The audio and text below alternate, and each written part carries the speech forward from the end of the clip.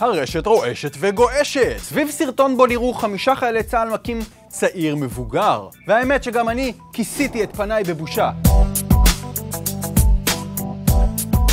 תסתכלו עליו. חייל צה"ל, מרביץ כמו ילדה קטנה. די, לך מפה איש רע. ובעקבות הרעש שחולל הסרטון תוקנו הוראות הפתיחה באש, ואלה ההוראות החדשות. פשוט תנו להם לעשות לכם מה שבא להם. במפלגת הבית היהודי עובדים על הצעת חוק חדשה בנושא הקנאביס. חבר הכנסת ינון מגל הבטיח להיכנס לחדר ולא לצאת ממנו עד שיצא עשן. הרבה אמנים שמחוברים איכשהו לתקציבים ממשלתיים זעמו השבוע על שרת התרבות מירי רגב, שאימה להפסיק לממן את התיאטרון של השחקן נורמן איסה, שסירב להופיע מול יהודים בבקעת הירדן.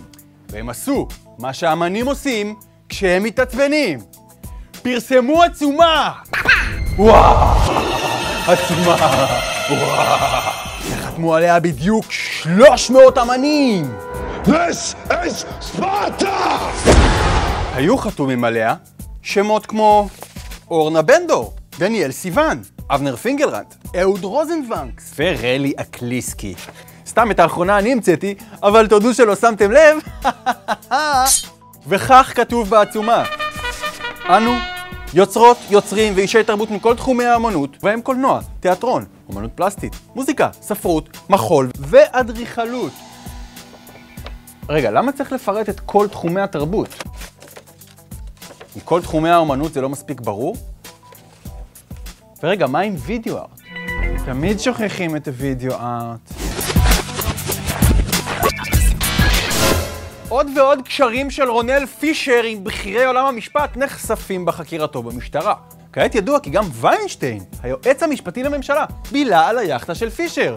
אולי שם הוא החליט לא להגיש כתב אישום נגד ליברמן. שטויות. לכל אחד יכול לקרות. עדים מתים לפעמים.